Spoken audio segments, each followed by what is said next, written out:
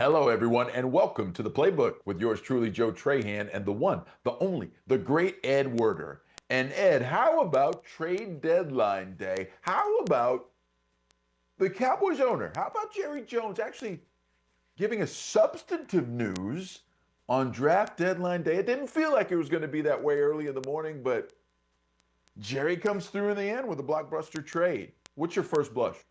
After all of the promotion we endured yesterday from the Grandmaster himself at self-promotion, 12 hours at Cowboys Stadium, AT&T Stadium, both before and after the game. And it's funny that the trade he was talking about making was the lesser of the two they wound up completing today. He was talking about the Logan Wilson trade, the linebacker from Cincinnati, which is kind of humorous in that they're trading from somebody who's lost his job on the only defense in the NFL that's worse than theirs. But there's rationale to support this move, I think. And then to turn one of those Micah Parsons first round picks into Quinnen Williams is quite a shock, an astounding accomplishment. I think something that really significantly helps their defense beyond this year, which I think both of these trades had to do.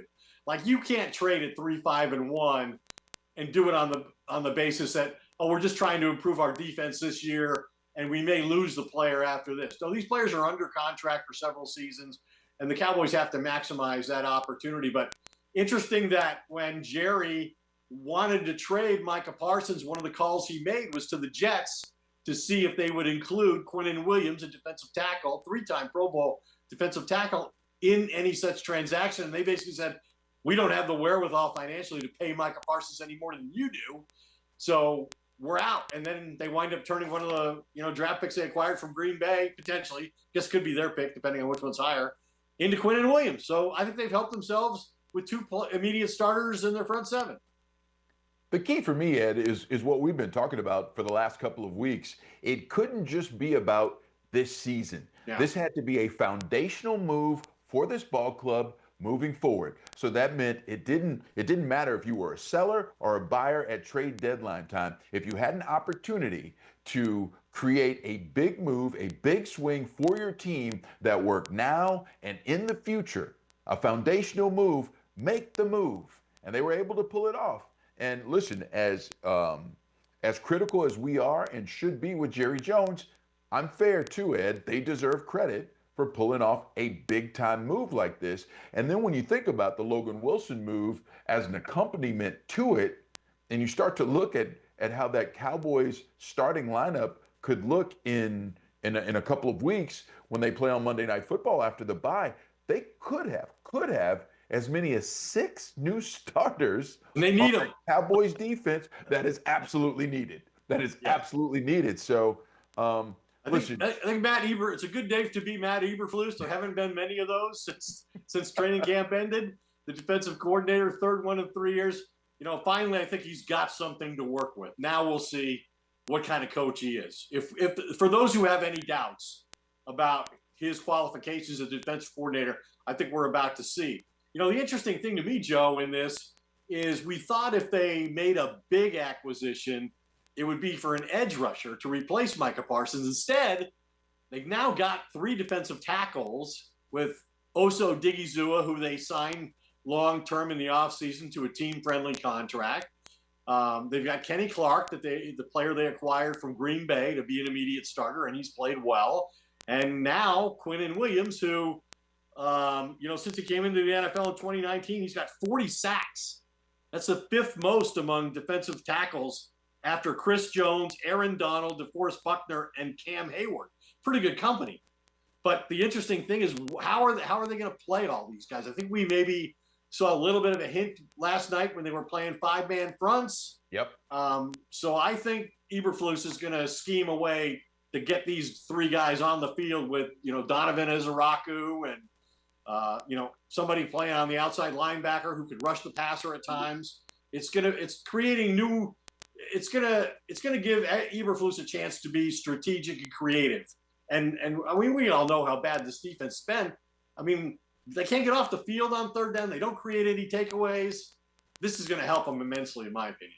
And it will offer something, Ed, that we have rarely seen from this Cowboys defense. That you might have to go all the way back, to the great Jimmy Johnson with those defensive lines. And even back then, I don't think they had that run stuffing duo that they will have in Kenny Clark and Quinnen Williams. And the things that they can do with that twosome, with that duo, when you think about the one techniques and the three techniques and the way that you can move those guys around, and they can almost be interchangeable parts because they can play, both of those positions. I mean, they should be able to wreak some havoc from the inside. And listen, this defense is in a rebuild in the middle of the season. And Yeah. whenever you have a rebuild, Ed, you have to start with up front. And they're starting with the absolute foundation of the nose tackle, which I think is the best way to begin a rebuild. And again, I mean, as ridiculous and as wild a roller coaster ride as this season has been, especially with them offloading Micah Parsons the way they did, I think the Cowboys are going to have an opportunity to actually make good on that promise from Stephen Jones, saying that, listen, with Micah Parsons not being with us anymore, we think we'll figure out a better way to stop the run. Now they had Yeah. to go get Quinnen Williams to do it, but as you said, using one of those draft picks, this deal doesn't happen if they don't have the draft picks from the Packers. So they could make good on that promise to actually stop the run with the way this defense will show up. It's also an admission of failure, I think, on the part No of doubt. Jerry and the front office, not only from the standpoint of, trading Micah Parsons, their generational pass rusher and the centerpiece of what Eberflus, thought was going to be his defense a week before the season opener in Philadelphia and all the upheaval that created. But just it's an admission that, hey, we didn't put together a good roster. Like, you should not be doing this in the middle of a season. This should have been taken care of before training camp, quite honestly. But at least they've been proactive. They've recognized, where they're failing, and they're doing what they can in a reasonable way. And they still have a lot of draft collateral. It's not like, I see they're getting criticized by some analytics people. Like, why are you, giving up a first round pick for, and it could be a top 10 pick. You're giving up a second round pick this year and a first round pick next year. The higher of the Green Bay Dallas pick could be a top 10 pick. Why are you doing that for a player who's going to be 28 years old and plays defensive tackle when the real value is at edge rusher, which is where you have created a hole on your roster? Now, Ezeraku, Jadeveon Clowney seem to be filling that void to a certain extent. But this is, like I said, I think it also an acknowledgement that, hey, they really set up Matt Eberflus to fail here, and it hurt the whole football team more than they expected. They thought that they could dominate offensively. Probably didn't imagine Dak Prescott was going to play at the level he started the season at. He hasn't played that well the last 2 weeks. And part of that, I think, is it creeped into the strategy, with Brian Schottenheimer. Absolutely. You saw him going for it on fourth down because he doesn't trust his defense. You saw in Denver, Dak Prescott forcing throws to try to come from behind. Just not a good way to play football. This will be... Yeah, go ahead.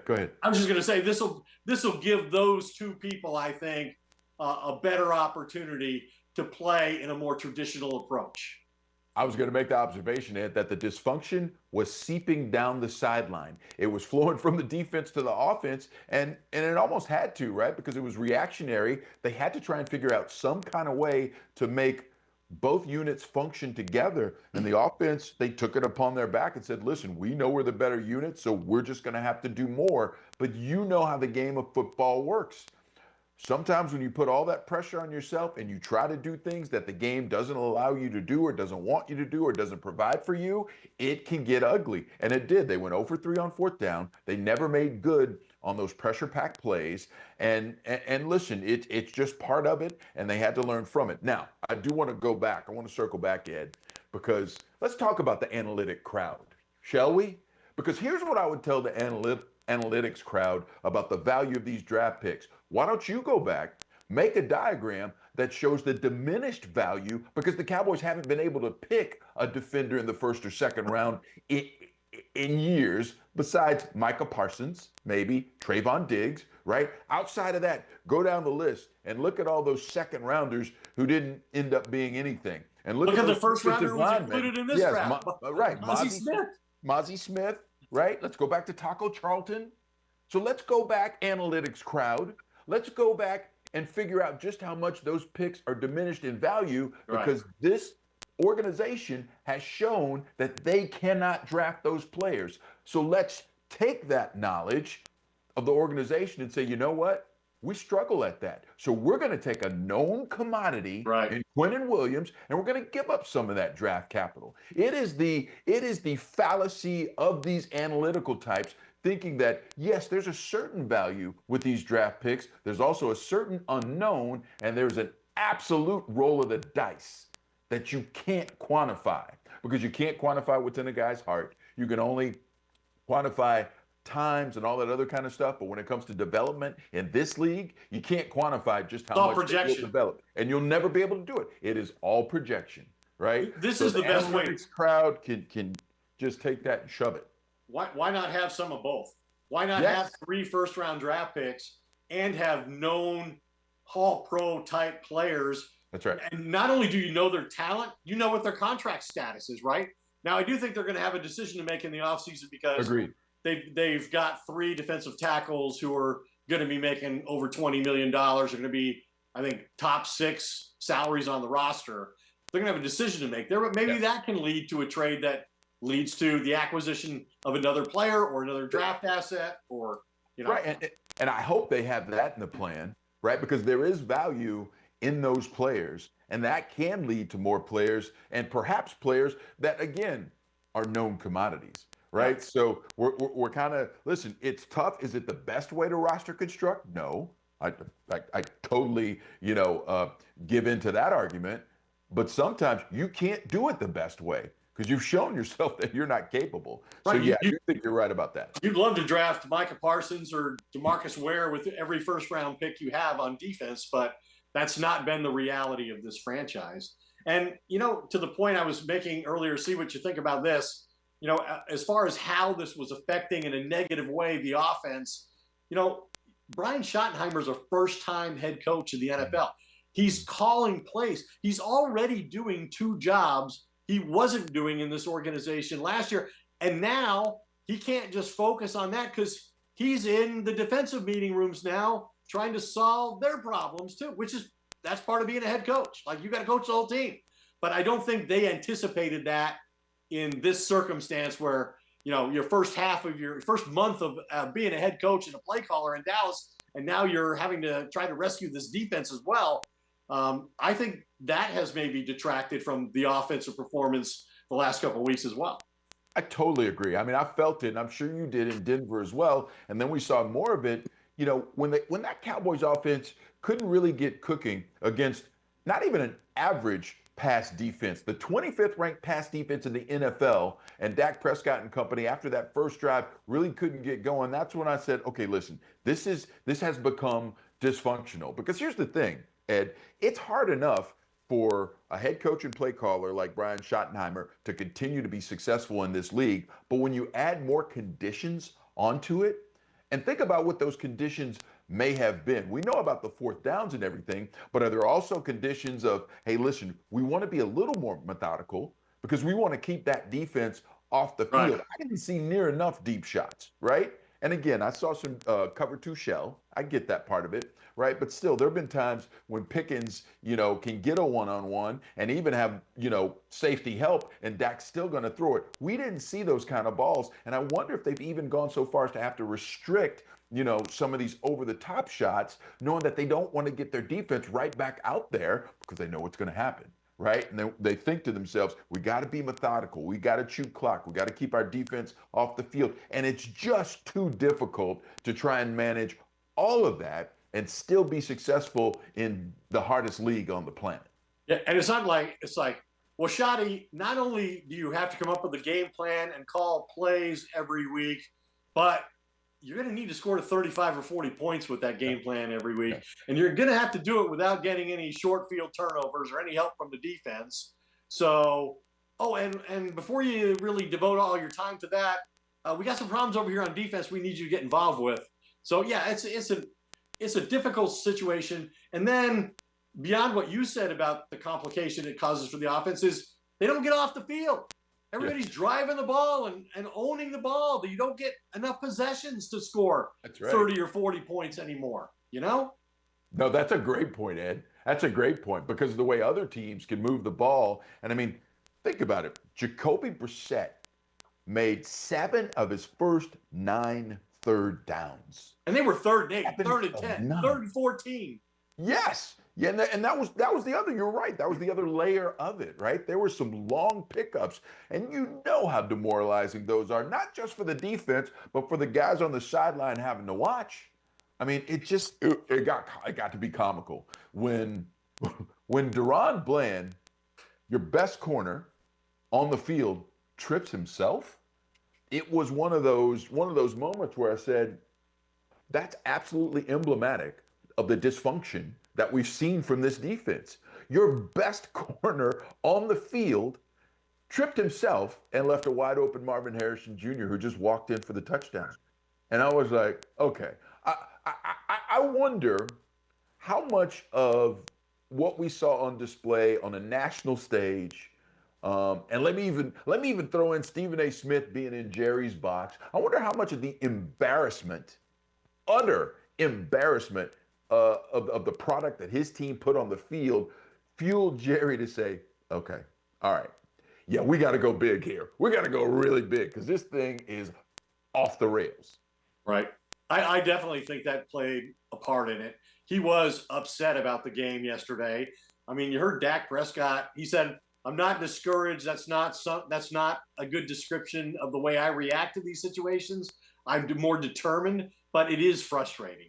And we've kind of heard that theme, become more a part of the conversation in the locker room, and it becoming public that there's an enormous amount of frustration out there. And I mean, we can only imagine, knowing what we know, and getting a sense that there's a lot of friction on the defensive side of the ball. We can only imagine what it was really like in those meeting rooms when guys like Trayvon Diggs are telling their coaches that they don't want to play zone. They want to play man. That's why we're here. That's why I was great. That's why I led the league in interceptions. That's why Bland led the league in pick sixes.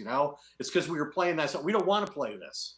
So hopefully this calms that situation down. And like you said, bringing back Donovan Wilson, bringing back Malik Hooker, DeMarvion Overshown playing, Shavon Ravel becoming possibly available. playing, right? Yeah. I mean, it could be a whole different look and a whole different level of athleticism and understanding and experience out on that field when they play the Raiders in 2 weeks. Yeah, no, that's true, Ed. And I will say this, because while I do think this is a good day for Cowboys fans overall, I also think it's too late for it to have a major impact in this season. And that's a shame, right? But this team, they've got to take a long-term approach. And, I do think Matt Eberflus will be coaching for his job. I don't like that notion because that brings in the possibility of 4 defensive coordinators in 4 years, right? Would be that, yeah. And lack of continuity being, an issue as well. So, but again, I do think that's what the back half of this season has to be. It has to be getting this defense, not just functional, but getting this defense to chip in to where you can actually play complementary football and have a clue of how good this team can be. And be able to do that in adverse circumstances, like against good teams, not against the bad. And now you're losing the teams that aren't. You lost to Chicago, you lost to Carolina, and not to diminish those teams. You lost to Arizona that came into your building at 2-5 with a 5-game losing streak and a backup quarterback who's a journeyman, and you played so poorly against him that you never led in the game. You lost by double digits, and now he's the starting quarterback over a former number 1 pick in the organization. And here's the thing. They've done that twice because Russell Wilson became the starting quarterback with the Giants, or kept his job, should we say, to only lose it later to Jackson Dart. But he wouldn't have kept it that long if it weren't for the Cowboys' ineptitude on defense. I mean, they are making quarterbacks, right? One of one of the great stats to emerge from last night is the Cardinals, they only scored 27 points, but they're the 5th Cowboys opponent to achieve their highest point total of the season against the Cowboys. Unbelievable. Unbelievable. I mean, just you get a touchdown, you get a touchdown, you get a touchdown. I mean, it's hard to fathom, which kind of leads us to Logan Wilson because I'm glad we're not going to overlook him. Yeah. This morning, Ed, when I first read that, and I'm like, oh, geez. And listen, I don't follow the Bengals, so I just saw that, the young player came in and took his job, and I'm like, okay, they're getting a guy who got demoted from the only reason the Cowboys aren't the worst defense in the league is the Bungles. And I'm like, what is going on here? And I mean, the things I had written this morning, I'm not going to be able to say them, but I mean, it made my head spin a little bit there, Ed. But I will say this, it makes a little more sense because I suspect that the Bengals at some point made a value judgment and said, listen, we are going to try and move this guy. He is a progress stopper at this point, and they bring in, the young player, to which he says, all right, well, they must think I'm a progress stopper. Get me traded. And that's what they end up doing. It happens in the league all the time. I get it. And we'll see just how good Logan Wilson is and how much he has left in the tank. And it especially happens, as we've seen here, when there's a defensive coordinator change, right? That's what happened in Cincinnati. Yep. And they went with the young players. He was a captain. And he handled the demotion really well. Like, he still tried to help these young players. But, I mean, this guy's he started in the Super Bowl his second season in the end. He's in the Joe Burrow, T. Higgins draft class. And just talking to some of the coaches today over in Dallas, they see him as a guy who can really read keys playing inside. He's good in zone. He has 11 interceptions. So basically, he's a huge upgrade from what I can take from the guy that has made a lot of money and played almost every snap, Kenneth Murray. I think Kenneth Murray is the guy who's going to be most affected by this particular trade. The film that Kenneth Murray has put out there, Ed, is incredibly damning. Wow. And he plays every down. Yeah. I mean, the fact that they don't have anyone to put in for him is just, it's unbelievable. I mean, it's unbelievable. I mean, just the wrong gap after the wrong gap. Can't get off blocks. Set the edge. Doesn't run hard. Dominated by guards, centers, tackles, tight ends, wide receivers. I mean, it's just, how can that happen? And listen, the other thing that I hope these moves change is the overall play style of that defense. Yeah. Because it's got to be comical. They don't run hard. There's no juice. There was no juice in that building. They were getting booed by their own fans. Which they absolutely should have been. At the end of the first half, they earned it. Second half, zero juice. That defense sucked everything. They were sucking juice out of the bone marrow of the crowd and their fellow teammates. It was that bad, and it wasn't just subpar football. It was a sad excuse for being a professional, Ed. It went to a different level. And it was obvious. They're feeling sorry for themselves, and they're trying to blame other people. And it was just sorry football. And I'm glad it was on Monday Night Football for Jerry to have to sit there and watch. And it precipitated action in a very good way. Yep. I agree. I mean, there's a lot of talk from, the phrase Schottenheimer uses all the time is the accountability. And I just don't think they could hold people accountable because they didn't have any good options. Like, as bad as these guys were, to make a move would put somebody else in place. Yeah. But the crowd reaction and adverse reaction from the crowd was really the result of just watching these guys miss tackles, like, for no reason. I mean, how many times did Shamar James, and I know he's a rookie, I mean, how many times did they throw it in the flat and just let the running back, beat him with a simple move? He couldn't even pin the guy against the sideline. Well, and in some instances, Ed, he was throwing no hitters. I mean, not even touching. And then for me, it was like it became kind of pervasive, right? Because I saw a couple times, even on special teams, Leofau was going down one time, and he had a beeline on the returner. He didn't come within 3 yards of him, Ed. And I'm like, what are they doing? Just zero fundamentals. I mean, how could they be teaching these guys? Listen, I mean, just the most We see them do the thing. drills. We see them do the drills every day out there. It's crazy. I mean, you have to break down to tackle someone. That's kind of how it works. Yeah. And then they weren't even able to do that. The footwork, the angles, the most basic tenets of playing defensive football are non-existent. And again, I don't know if the clock is just speeding up in their head because they're getting drove on. And, I'm sure that's how it happens, right? They're driving on you. They're driving it down your throat. They're scoring on you. And your head just kind of starts spinning. And you just start trying to, act and go faster. Become tentative and yes, either one or the other, right? Yeah. I mean, but it just became comical. And when Mike Nolan was defensive coordinator here, Ed, those games were incredibly difficult to watch.